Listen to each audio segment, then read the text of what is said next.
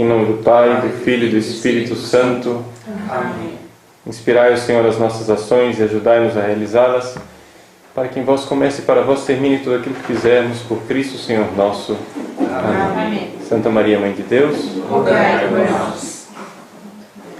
Muito bem, retomamos o nosso breve curso de liturgia. Já deu para ver na aula passada que se a gente fizesse 30 aulas, teria assunto suficiente para 30 aulas.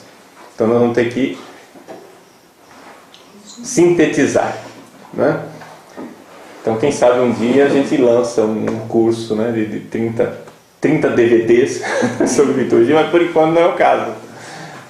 E também porque a finalidade desse curso não é o Padre Paulo dizer para você tudo o que é, mas é você criar agora a mentalidade de que existe uma norma objetiva. É questão de trocar a mentalidade. Como é que os estudantes de liturgia e os padres e os seminaristas são treinados no seminário? Eles são treinados para pensar a liturgia como? A partir de princípios teológicos. Tal coisa, teologicamente, assim, assim, assim, assim. A gente tem que um pouco levar em consideração a teologia, mas parar com essa mentalidade de que por princípios teológicos nós iremos decidir o que fazer. E entrar na firme resolução de que, com relação à questão da prática litúrgica, nós precisamos entrar na norma. O que é que está escrito? Ou seja, rezar a missa, gente, é muito fácil. É fazer o que está escrito lá em vermelho e ler o que está no preto. Entendeu? No missal tem uma parte vermelhinha e uma parte preta. A parte vermelhinha é a rubrica que diz os gestos, o que você deve fazer, o que está acontecendo naquela hora. O preto é o que tem que ser pronunciado, acabou. Você segue o que está lá, você celebra a missa. Claro que para que tudo isso seja explicado de forma mais completa, existe a instrução geral do missal romano, que é o que nós estamos tentando ter uma visão geral nesse nosso pequeno curso. Então, na aula passada nós tínhamos chegado no início da missa. O padre foi para a cadeira. E aqui é necessário explicar uma coisa. Na reforma litúrgica do Concílio Vaticano II, o santuário, o presbitério, ele mudou um pouco daquilo que se costumava no missal anterior, de Pio V. Em que sentido? Surgiu uma peça que havia sido deixada de lado, assim, que existiu na igreja durante todo o primeiro milênio, mas que durante o segundo milênio foi um pouco deixada de lado. Chama-se ambão. O ambão, que é o lugar da leitura da palavra de Deus. Na missa de Pio V, as leituras eram feitas no altar. De um lado, o lado da epístola, se fazia a leitura e o salmo gradual, e do outro lado, o lado do evangelho, se fazia a leitura do evangelho. Isso daí, com a reforma litúrgica de Paulo VI, mudou, porque agora as leituras são feitas do ambão. Então, digamos assim, geograficamente falando, agora o presbitério adquiriu 3 polos de atenção. Antigamente era tudo no altar. Agora existem 3 polos de atenção. O primeiro é a cadeira, a sede presidencial. O segundo, o ambão. E o terceiro, e mais importante, evidente, o altar. Mas, para a gente entender a dinâmica da missa, o padre inicia a missa da cadeira, da sede presidencial. Porque ali ele está exercendo a sua função de rei. O Cristo é rei, profeta e sacerdote. É rei na cadeira, no trono. Profeta no ambão, mesa da palavra. E sacerdote no altar. Então o padre, ele representa o Cristo, sacerdote, profeta e rei. Ele começa a missa na cadeira, na chamada sede presidencial. A sede presidencial, a cadeira do padre, ela tem uma densidade teológica. Ela é importante teologicamente. Ela não é uma cadeira qualquer. A cadeira do padre, a cadeira do presidente, não deveria ser usada por ministros da comunhão, em celebrações na ausência de padre. Em alguns lugares se tem inclusive essa delicadeza, né? Eu já vi isso acontecer. O ministro que vai celebrar, fazer uma celebração da palavra com distribuição da Eucaristia, da comunhão eucarística, ele entra com uma estola na mão, da cor litúrgica do dia. Coloca a estola na cadeira presidencial, como um sinal claríssimo de que está faltando alguma coisa. Não é uma missa, existe uma ausência. Nós não temos sacerdote. E isso é um drama para uma comunidade. Não pode ser considerado uma coisa normal. Não pode ser considerado uma coisa do dia a dia. Por quê? Porque o normal é a missa, é a celebração do mistério da paixão, morte e ressurreição do nosso Senhor Jesus Cristo.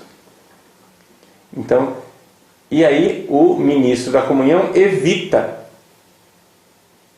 fazer coisas que pareçam que é uma missa. Por exemplo, em alguns lugares, e isso é a orientação da própria Santa Sé, não é? Existe um documento de interdicasterial, ou seja, de várias congregações, que fala do auxílio prestado pelos leigos ao ministério sacerdotal, e lá eles falam claramente que deve-se evitar essa coisa do ministro celebrar como se fosse uma mini-missa.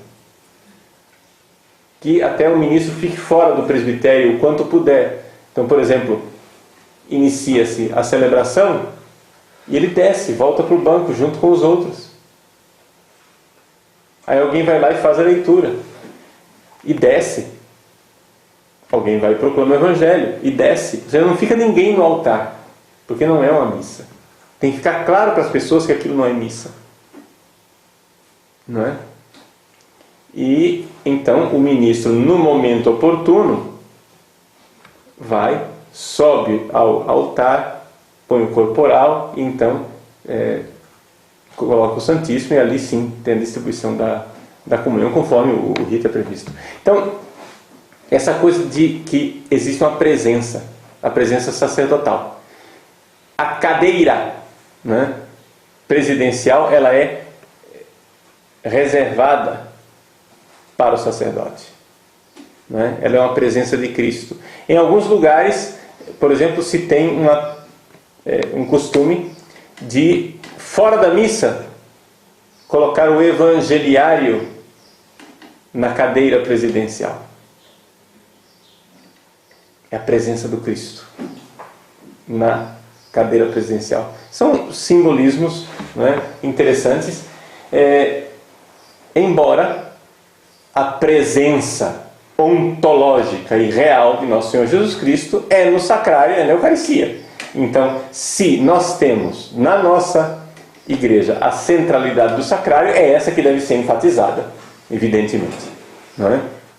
Bom, então é dali da cadeira que o padre começa a missa, não é do altar. Em alguns lugares o padre começa a missa do altar, não é no altar, é na cadeira, tá? É isso que é previsto pelo missal de Paulo VI.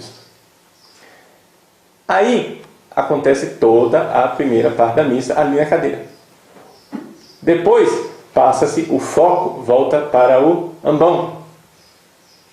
Então, as leituras, é o Evangelho, é a homilia no ambão.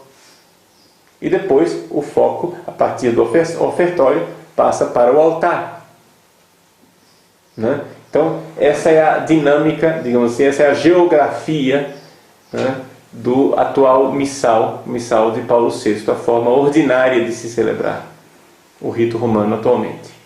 Ok? Então, tem essa teologia do Cristo sacerdote, profeta e rei. Né? Rei na cadeira, profeta no ambão, sacerdote no altar. Tá?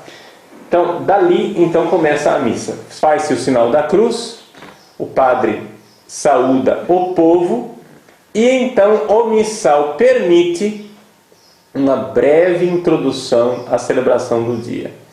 Vejam só.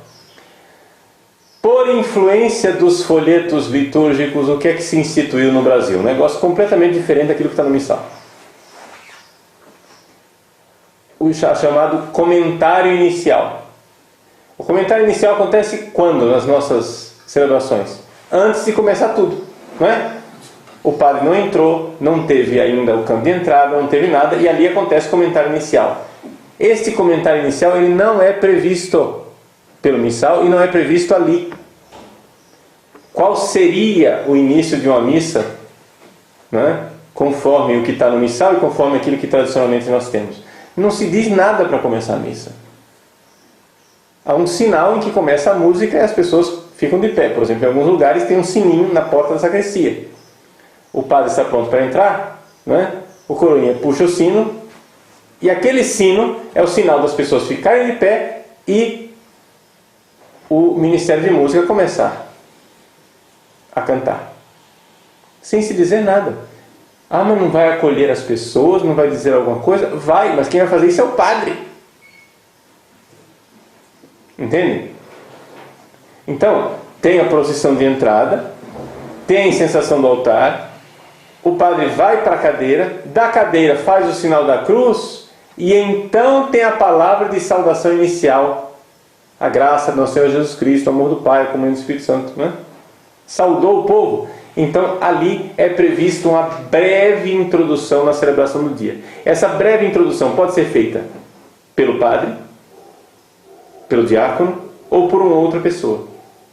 O chamado comentarista poderia fazer ali o comentário inicial. Está entendendo? Mas, número 1, a coisa é breve, não pode ser uma homilia, não pode ser um... né? E para ser breve, o que é melhor? Melhor a gente escrever antes. Tá? Melhor escrever, é um paragrafinho. Né? Pequenino.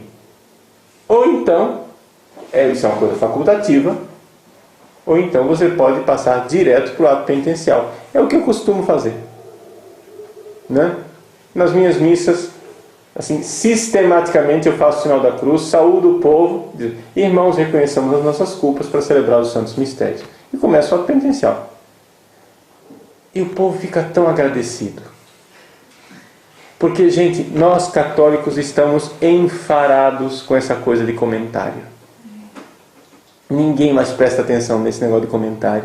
Aquilo é uma tortura, é uma verborreia, é um negócio que não tem fim. A missa perde o ritmo. Né? O que é comentário? Comentário é o momento em que você desliga e se prepara para ouvir as leituras. Porque ninguém presta atenção naquilo. Na prática, em geral, vira isso. Né? Então, parar com essa história de explicação, esse excesso pedagógico que transforma a missa numa sala de aula. Tudo precisa ser explicado. Tudo precisa ser explicado. Gente, o momento da mistagogia, ou seja, da explicação dos mistérios, é em cursos como esse que eu estou fazendo, ou então na homilia. O padre pode usar um dos mistérios celebrados para instruir os fiéis na homilia, mas ali é o momento de falar. Então, de uma forma geral, né, eu quando celebro missa, eu falo num momento, chama-se homilia. Acabou. O resto é o que está no missal. Não está escrito, eu não falo. Isso é difícil para nós padres.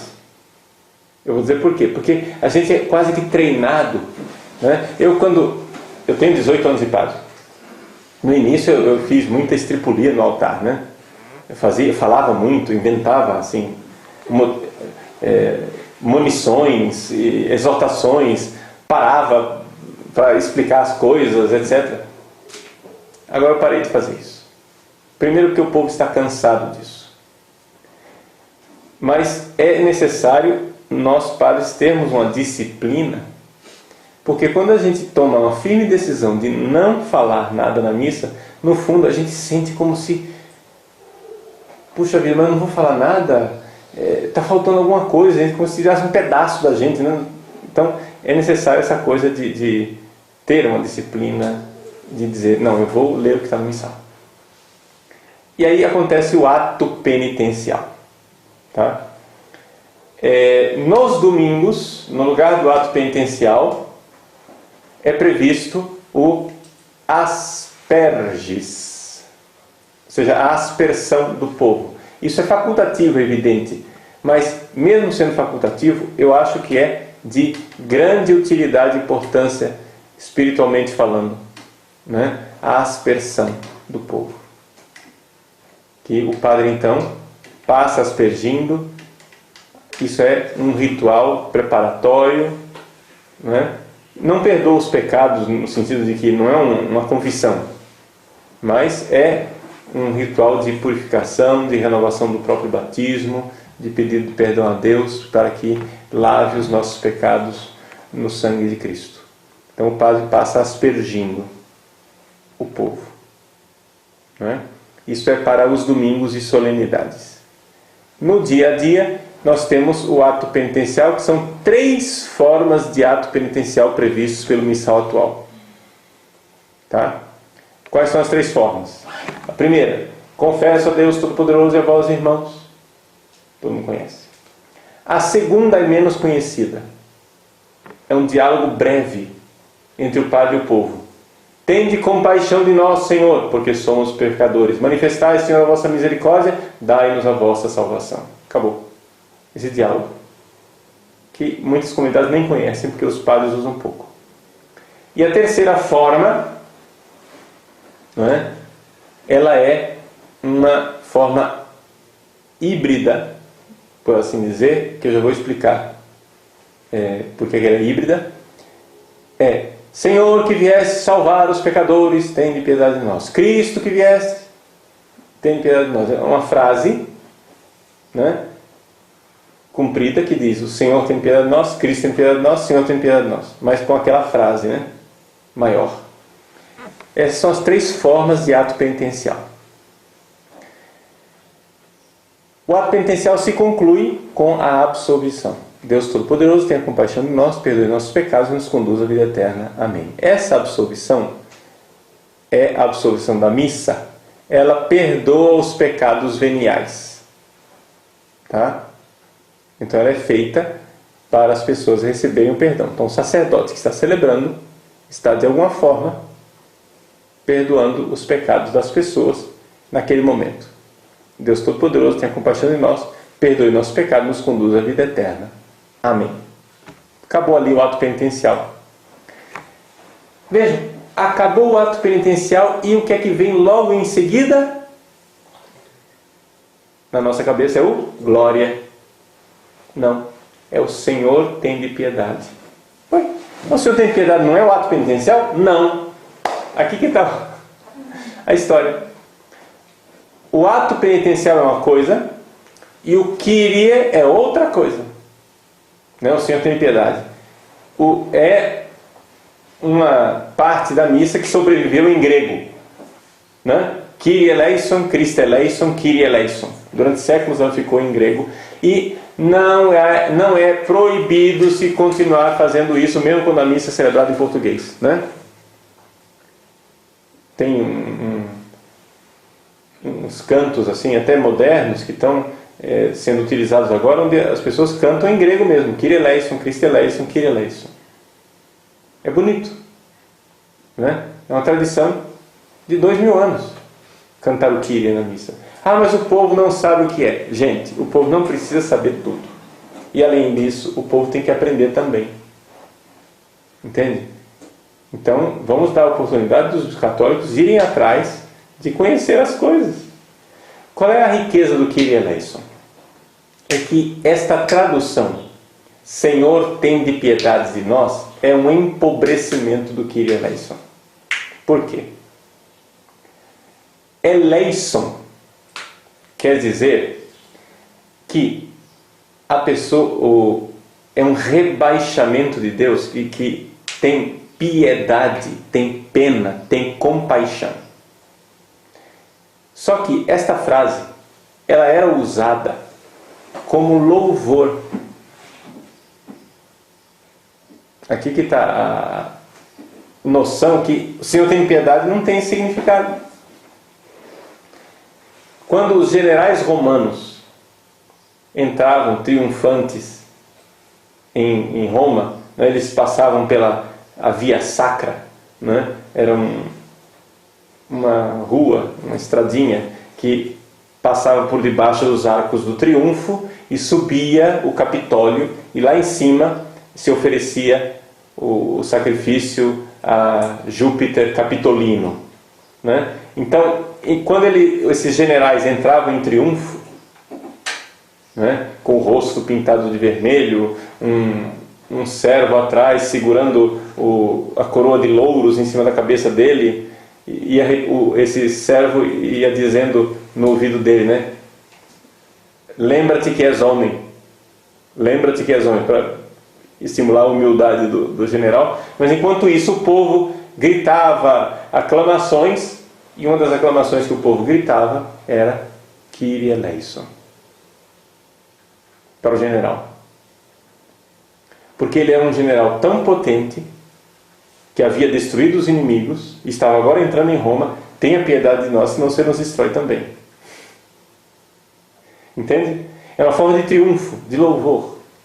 Então, originariamente, o Kyrie, ele tem esse duplo caráter de pedido de perdão e de louvor. É por isso que ele está bem posicionado entre o ato penitencial e o glória, porque ele é as duas coisas ao mesmo tempo. Está entendendo? Ele é pedido de perdão,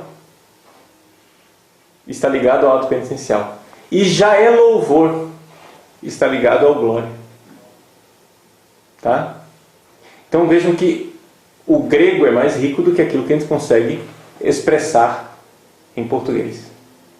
Né? É evidente que aqui trata-se de uma riqueza a qual pouquíssima gente tem acesso. É evidente que é necessária uma catequese, mas está lá. Está lá. Tá bom?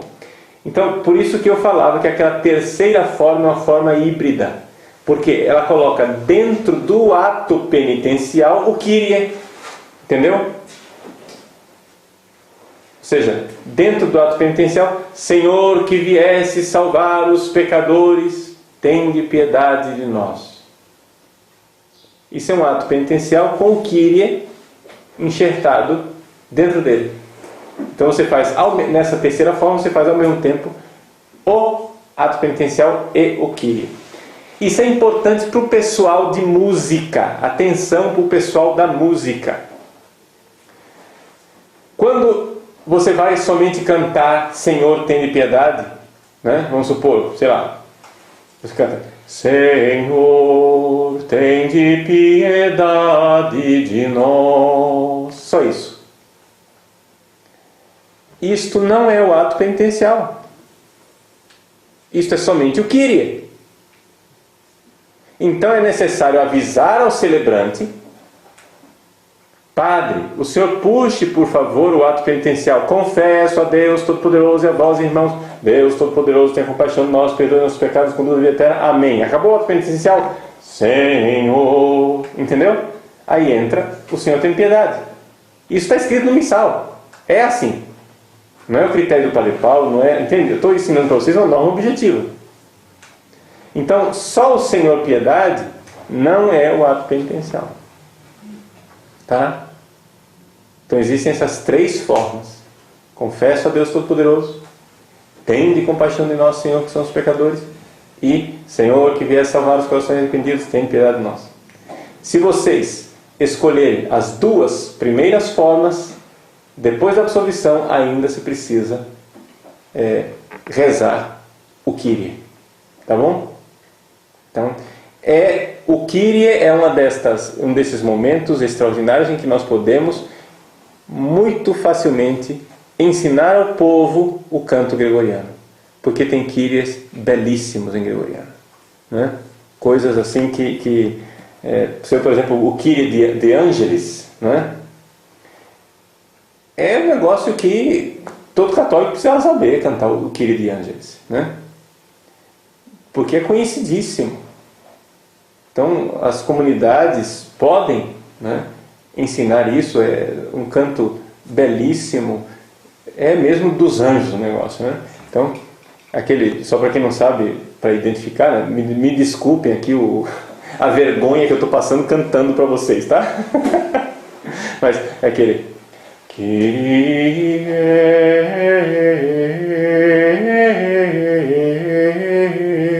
Esse é o Kyrie de Angelis. Esse Kyrie aqui, todo mundo precisava saber esse negócio. É um hino nacional para nós. A gente tem que honrar a camisa, né? A farda. É coisa de católico. Então, saber a missa de Angelis é uma coisa muito importante. Então, terminou o Kyrie. Então passamos ao Glória. A orientação da instrução geral do missal romano e, vejam só, o inário litúrgico da CNBB tem obedecido isso, a equipe litúrgica de música da CNBB tem obedecido isso, é que nós devemos cantar o Glória com o texto do Glória. Então, todos aqueles glórias que se costumavam cantar antigamente, que era um resumo de Glória à Santíssima Trindade, né? Glória a Deus, glória ao Pai, né? A Ele seja a glória, essas coisas assim. Isso daí você engaveta e usa fora da missa.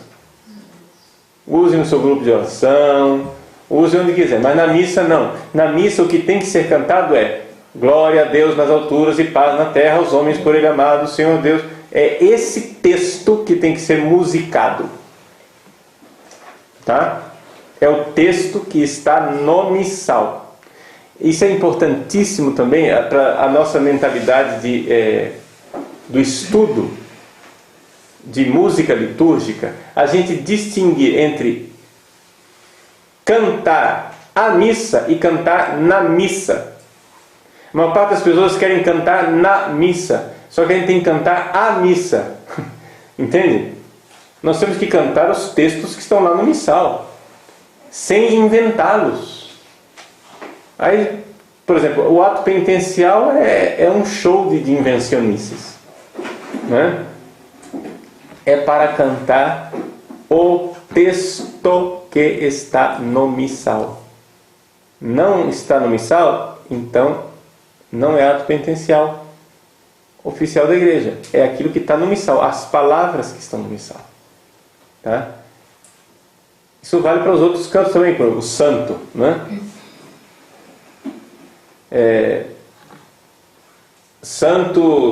Santo é Deus do universo, o Senhor Javé. Não, já inventou. Para com esse negócio. Primeiro que a igreja nunca pronunciou o nome sagrado que foi revelado no Antigo Testamento. Não se pronuncia na missa, na liturgia. Né? Segundo, que você tem que cantar o texto aprovado que está lá no missal. Né? Então é santo, santo, santo, Senhor Deus do universo. É o que está lá. Não está aprovado? Então, mas eu gosto tanto dessa música. Paciência. Paciência. Vai ter que arquivar. Nós temos que voltar a cantar o texto que está no missal. Então vejam que existe uma série de coisinhas que, se a gente segue a lei, a norma litúrgica, a missa do missal de Paulo VI fica bem diferente daquilo que são os abusos que a gente costuma ver por aí. Então a gente vê que 90% das reclamações não são problemas do missal de Paulo VI, são problemas da aplicação. Se as pessoas pelo menos rezassem o que está lá no missal de Paulo VI, nós já teríamos um ganho litúrgico imenso. E então, depois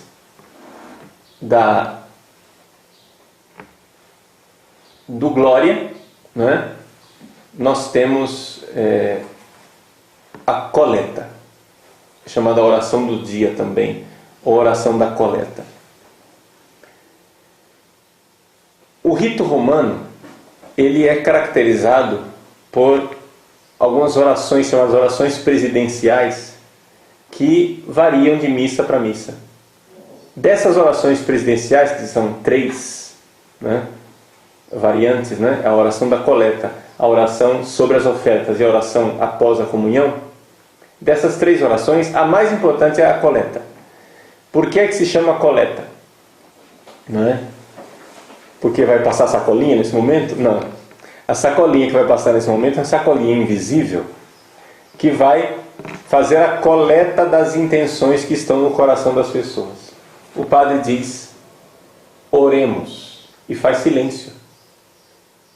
Depois do oremos tem um momento de silêncio. Ali estão sendo recolhidas as intenções. Na oração silenciosa do padre, ele reza pelas intenções que estão no coração das pessoas e que Deus conhece e que os anjos estão recolhendo naquele momento e levando para o céu. E aí o padre então reza ou canta, né, porque uma oração, como é uma oração importante, muitas vezes ela é cantada, a coleta, e o padre então faz essa oração importante que é a oração do dia. Essa oração é tão importante que ela tem uma conclusão diferente de todas as outras. Ela tem uma conclusão mais extensa, mais comprida. É, por nosso Senhor Jesus Cristo, vosso Filho, na unidade do Espírito Santo. Amém. Essa é a tradução portuguesa atual. Não sei se eles vão mudar com a nova edição do missal, se vão reintroduzir a história por todos os séculos dos séculos. Amém. Porque os séculos dos séculos. Amém, não sei por que retiraram, né? Tiraram os séculos dos séculos, amém. O que eles têm contra os séculos dos séculos? Mas em todos os casos, a gente reza aquilo que está lá aprovado, né? O que foi aprovado concretamente é por nosso Senhor Jesus Cristo, nosso Filho, na unidade do Espírito Santo. Amém. Esta é a oração da coleta. As outras orações, elas se concluem de forma mais breve. Por Cristo Senhor nosso. Amém. Acabou. Entendeu? Viu a diferença? Tá? Uma coisa, isso me dá a ocasião de lembrar uma coisa para vocês. Na liturgia romana, nós costumamos inclinar a cabeça quando se pronuncia o nome de Jesus. O nome de Jesus que eu estou falando aqui é J-E-S-U-S, ou seja, Jesus. Não é vosso Filho, ou então Cristo Senhor nosso, não. Quando aparece o nome Jesus, J-E-S-U-S, Jesus. Ao se pronunciar o nome de Jesus, se faz uma inclinação de cabeça. A pessoa que pronuncia. Então vamos supor, você está cantando Glória, né? Aparece o nome de Jesus no Glória. É você quem está cantando? Você que está pronunciando? Então, quando fala Jesus, você inclina a cabeça. É a nossa tradição. Vamos manter essa tradição. Então o padre, quando conclui a oração da coleta, ele pronuncia o nome de Jesus. Nas outras orações, não.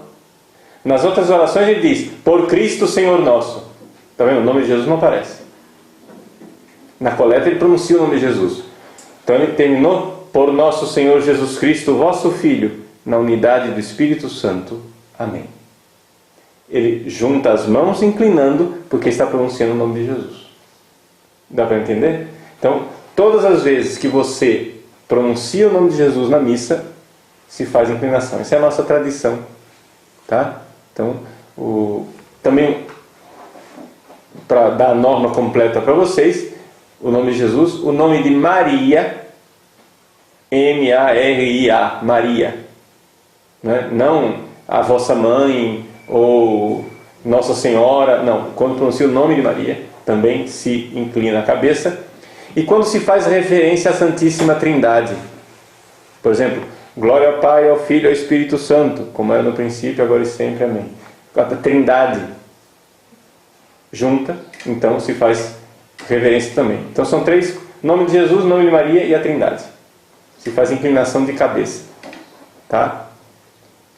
Algumas norminhas assim que não estão previstas nas rubricas atuais, mas que são normas interessantes para a gente saber na prática litúrgica.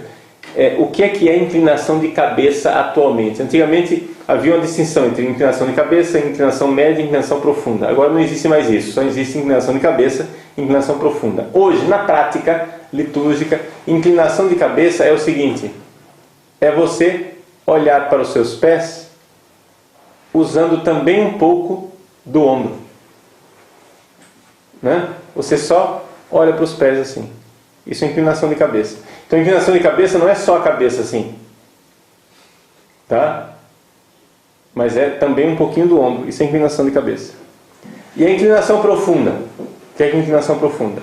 É uma inclinação tal que você se rebaixa, que se você quisesse tocar os seus joelhos, você seria capaz. Essa é a medida da inclinação profunda, né? Você se abaixa, pega no joelho. Pegou no joelho? Muito bem. É até aí que você tem que baixar na inclinação profunda.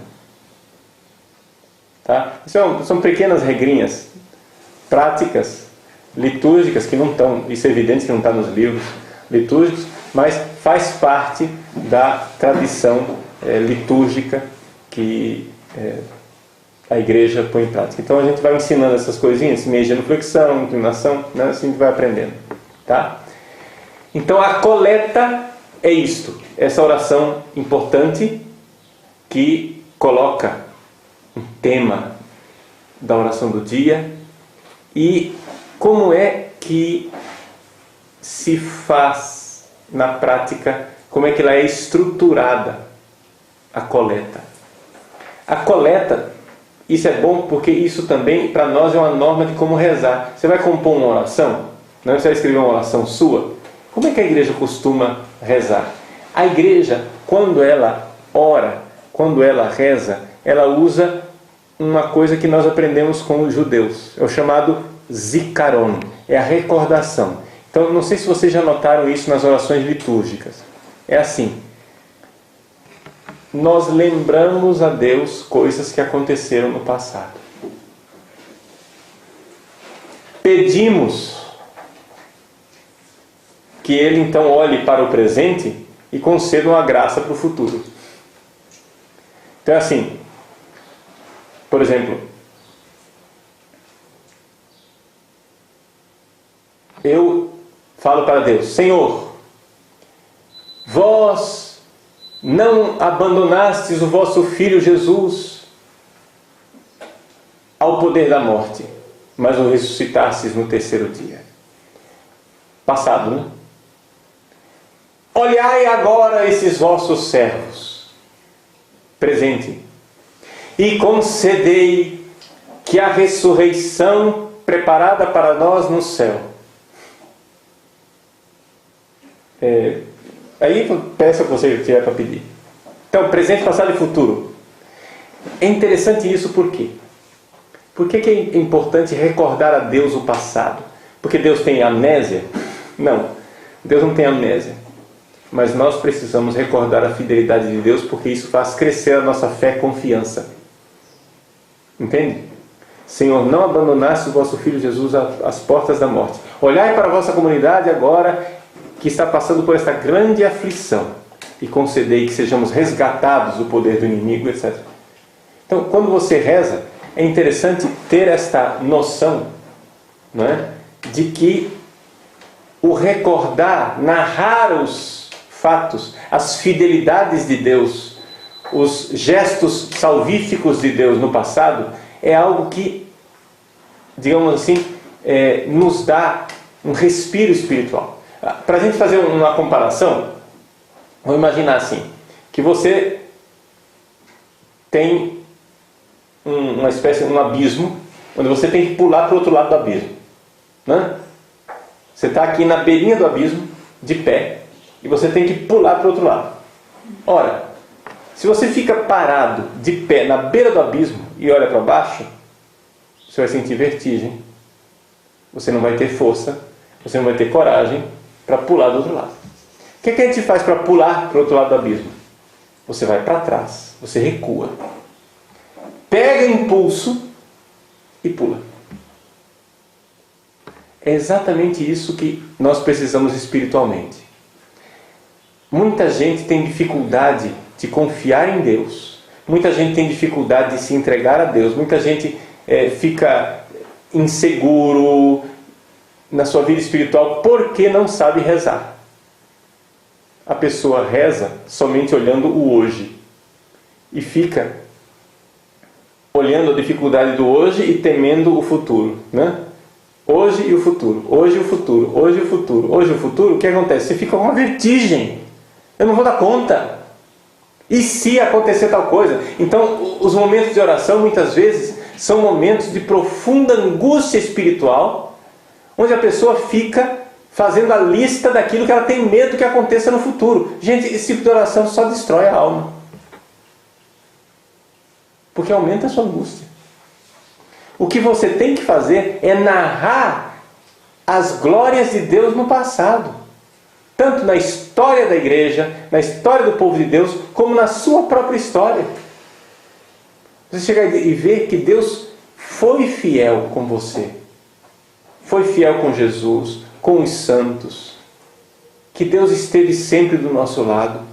Narrar para Deus a fidelidade dEle. E então chegar e dizer: Senhor, por isso agora, olhai compassivo para as minhas necessidades. Por quê? Porque a grande dificuldade nossa, gente, é que o demônio usa o futuro como grande tentação. Tá? Por quê? Porque ele faz a gente viver antecipadamente as tragédias do futuro.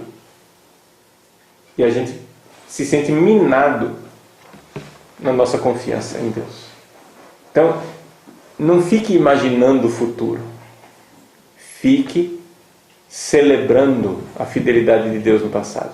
Os salmos, nesse sentido, são os nossos grandes pedagogos. A oração dos salmos, né? Como algumas pessoas não entendem isso. Padre, só tem salmo triste, só tem salmo de angústia, só tem salmo não sei o que, etc. Não, meu irmão, mas olha só, veja o que o salmista faz. O salmista narra as coisas para Deus. Depois põe toda a sua miséria com toda a franqueza da alma e pede a intervenção de Deus. É sempre essa coisa do zikaron, é a recordação, né? Em grego, zikaron quer dizer isso. Em hebraico, perdão. Em hebraico, zikaron quer dizer recordação. Em grego, é anamnesis, né? Esse radical, mnesis, mnemônico, quer dizer algo relacionado à memória. A amnésia é o esquecimento, né? Então você recorda, né? Mnesis. A amnésia você esquece. Agora, a anamnésia, a negação da negação, é tirar do esquecimento. O homem é um animal que se esquece das coisas. Nós precisamos tirar do esquecimento. E na liturgia, nós cremos, atenção, nós cremos que quando na liturgia nós recordamos os eventos salvíficos, eles estão acontecendo. Por exemplo, quando nós celebramos na liturgia Pentecostes, a Assunção da Virgem Maria, celebramos na liturgia a ressurreição de Cristo, a paixão. Então, quando nós celebramos na liturgia um mistério salvífico de Deus no passado, nós cremos que isso está acontecendo no agora, no hoje. Isso é muito importante. Tá? No hoje. Nós, quando vamos à missa, não estamos celebrando coisas do passado, mas nós estamos tornando presente a coisa que aconteceu no passado, no hoje de Deus, no agora de Deus. Então a salvação celebrada está acontecendo. Quando você vai à missa, você está celebrando a paixão, morte e ressurreição de Jesus. É uma realidade presente ali. Tá? Então, é um pouco para a gente ter essa noção de como é que nós podemos e devemos rezar. Né? Isso tem tudo a ver também com a proclamação da palavra. Né? Então, terminou a coleta, nós nos sentamos para ouvir a palavra de Deus. Só uma coisinha para vocês, uma curiosidade. Atenção que os bancos na missa são uma novidade de 500 anos para cá, tá? É uma novidade que foi introduzida mais pelos protestantes do que por nós católicos. As nossas igrejas antigamente não tinham bancos. É que o Brasil só tem 500 anos de história, então para nós, as nossas igrejas todas têm bancos, é evidente. Mas se você for à Europa, você entra na Basílica de São Pedro. A Basílica de São Pedro não tem bancos, é vazia. É um espaço vazio. Os bancos são uma novidade. Aí, por comodidade, né, quando o Papa vai celebrar, então eles vão lá e colocam cadeiras. Mas o Papa termina de celebrar, eles tiram as cadeiras outra vez. Né? Mas por quê? Porque se ficava de pé a missa inteira. Quem sentava na missa, quem tinha cadeira, era o presidente, que era a sede presidencial, onde ele se sentava, porque ele é a presença do Cristo Rei. O resto do povo ficava tudo de pé. Né? Santo Agostinho, por exemplo, se narra, né? ele mesmo fala, em alguns sermões dele, né? Ele está lá, se senta para comentar a palavra de Deus, o povo está lá todo de pé, etc. E como o povo fica de pé, imagina, norte da África, calor, isso e aquilo, e Santo Agostinho, quando fazia sermões compridos, né? Não tinha pressa de acabar. Lá pelas tantas, ele comenta assim que pelo cheiro ele notou que falou demais hoje. O pessoal estava todo suado, o negócio ali devia estar um cheiro terrível, né? Porque as pessoas ficavam de pé, amontoadas ali. Então, é claro, suavam muito mais. Esse tipo Isso é só uma curiosidade, né? Bom, então vem a liturgia da palavra. Na liturgia da palavra, nós ouvimos a palavra de Deus, mas nós sabemos que a palavra de Deus não está sendo somente lida como se fosse uma leitura na escola. Para nós, na nossa fé, nós sabemos que acontece ali aquilo que aconteceu na sinagoga de Nazaré. Quando Jesus pegou o rolo do profeta Isaías, leu e disse: hoje está acontecendo isso que está narrado aqui nessas escrituras. Hoje. Então nós cremos que no hoje, aquilo que está sendo narrado ali é palavra de salvação para nós. Que a palavra de Deus, ela não é uma palavra somente que explica, é uma palavra que faz. A palavra de Deus, ela é eficaz. Quando ela é pronunciada, ela faz acontecer. Deus, quando criou o mundo, por exemplo, ele disse: faça-se a luz. Não é que ele deu uma ordem, ele disse: faça-se a luz. Aí os anjos foram lá e fizeram a luz. Não. O próprio ato de pronunciar fez com que a coisa acontecesse. Faça-se. Ou seja, a palavra constituiu o ser. Então, a palavra de Deus, ela não somente explica, ela faz acontecer. Então, quando a palavra de Deus é pronunciada na liturgia, algo está acontecendo. Né? Temos que perder um pouco essa noção intelectualista de que a liturgia está lá, preciso explicar tudo, ou então pedagogia. Não, nós temos que crer no que está sendo pronunciado. É uma palavra eficaz. Existe então a leitura, né? A leitura é feita do ambão, de um livro chamado Lecionário, e logo depois da leitura existe atualmente o chamado Salmo Responsorial. Tradicionalmente esse salmo era chamado de gradual. Por quê? Porque no primeiro milênio, não é? Enquanto a leitura era feita de lá do ambão, o salmo ele era cantado não no ambão, lá em cima, mas nos degraus do ambão. Né? Havia uma escadaria para chegar lá em cima e ler. Então o cantor cantava de lá dos degraus. Então é chamado salmo gradual. Hoje não, hoje se lê o salmo responsorial do ambão mesmo. E é bom, é oportuno que ele seja cantado. né? Salmo foi feito para cantar. Então, os salmos sejam cantados. Agora, pelo amor de Deus, né? Vamos esquecer, graças a Deus a maior parte do Brasil já está esquecendo isso, mas vamos esquecer esta bobagem de canto de meditação. Não existe isso na liturgia. É o salmo responsorial que é previsto naquele dia que tem que ser cantado. Vamos fazer um canto de meditação, né? Aí pega um cantozinho bonitinho, lento, né? Aí a gente canta aquilo lá. Não tem isso. Existe o salmo responsorial que é cantado. Vamos seguir aquilo que é a norma prevista. Terminadas as leituras e o salmo responsorial, acontece então a aclamação ao Evangelho. A aclamação ao Evangelho digamos assim, previsto, depende do tamanho da igreja também, é previsto uma pequena procissão. Tá? Aqui então eu gostaria de fazer um comentário a respeito de uma coisa que no Brasil ficou comum. É a chamada entrada da Bíblia. Ou seja, terminou, oremos, aí vamos ficar de pé para acolher a Bíblia. Aí entra a Bíblia, né? Às vezes de forma até bastante bonita e digna, às vezes de uma forma que misericórdia, né?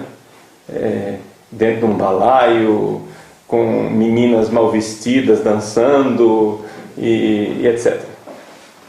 Então, esta entrada da Bíblia não é prevista na liturgia, isso não existe. Risca da sua listinha, pelo amor de Deus. Para com esse negócio.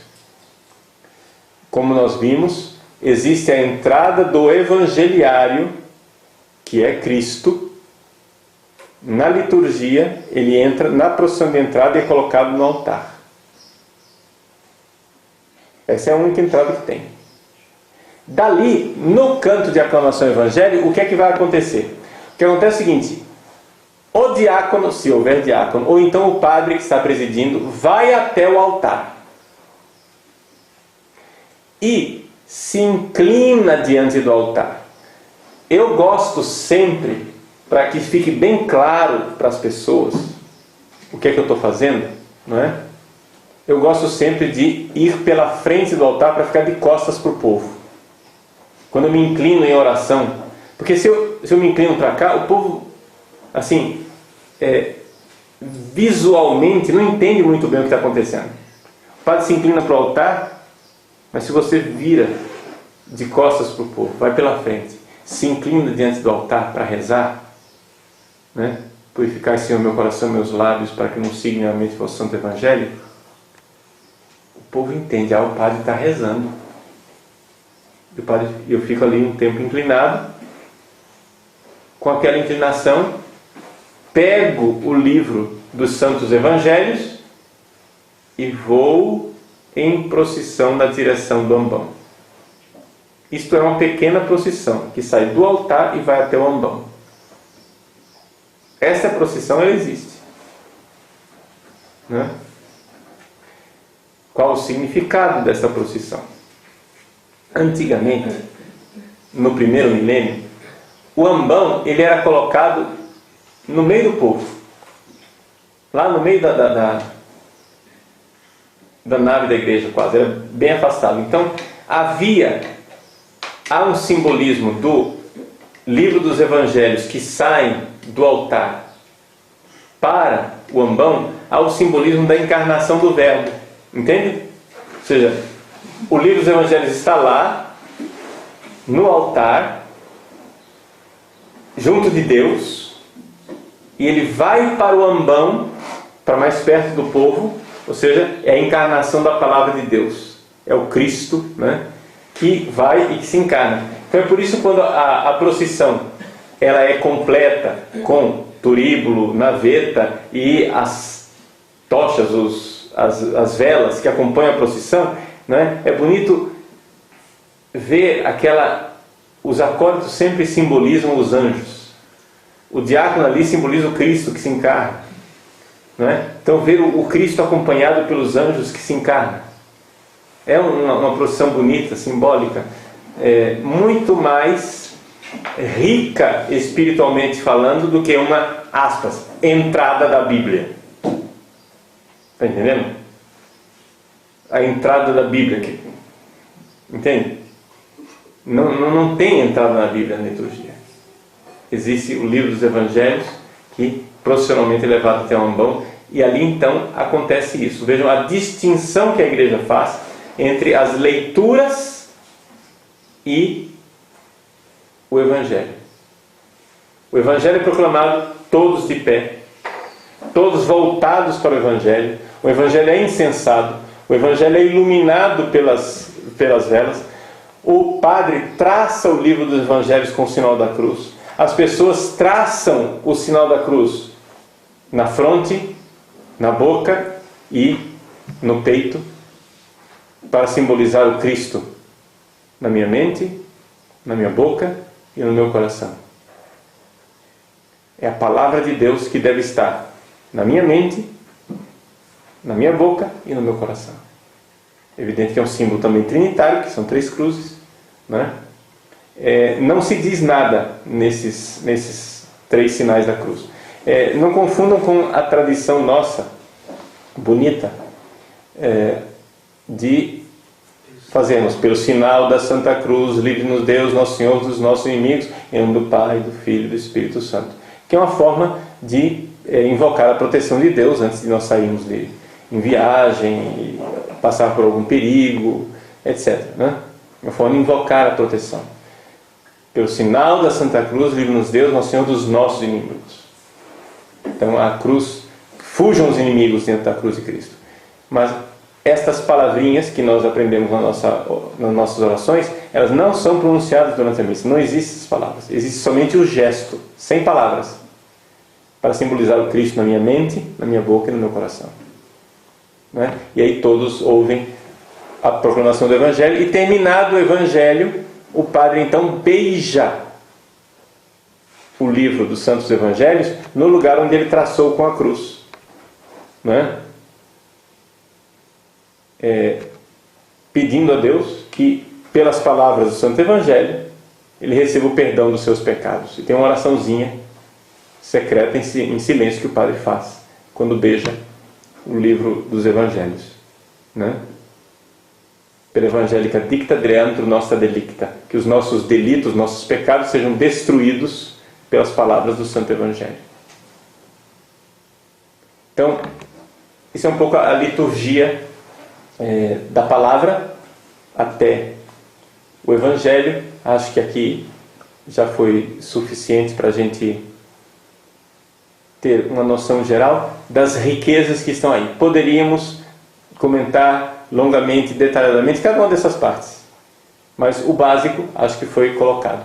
Uma última palavra, só para concluir, que nós já temos um lecionário e leituras previstas para todos os dias do ano. Não é interessante mudar as leituras. É bom a gente ler a leitura daquele dia que é previsto, a não ser que haja uma razão pastoral muito especial. Mas o normal seria ler a leitura daquele dia. Por quê? Porque a palavra de Deus a gente não escolhe o que é que a gente vai ouvir. É Deus quem escolhe o que é que a gente precisa ouvir naquele dia. E isso nos dá também a oportunidade de colhermos os abundantes frutos da riqueza da palavra de Deus que foi prevista pelo Concílio Vaticano II. O Concílio Vaticano II pediu que se aumentasse o número de leituras da missa. A quantidade de leituras que está no nosso lecionário é uma riqueza muito grande. E isso é uma das coisas que a gente precisaria realmente promover. Tanto que existem grupos que celebram a missa antiga de Pio V, mas gostariam muito que o Vaticano desse permissão de se usar o lecionário atual. Porque, embora eles tenham algumas dificuldades com a liturgia do missal, com a reforma do missal, é quase uma unanimidade de que o lecionário, ou seja, a riqueza das leituras que nós temos atualmente, é uma coisa extraordinária. É muito bom, é positivo. Né? Então, uma das coisas mais bem-sucedidas da reforma litúrgica do Vaticano II foi o lecionário. Né? As leituras bíblicas abundantes e ricas que estão aí à disposição do povo de Deus.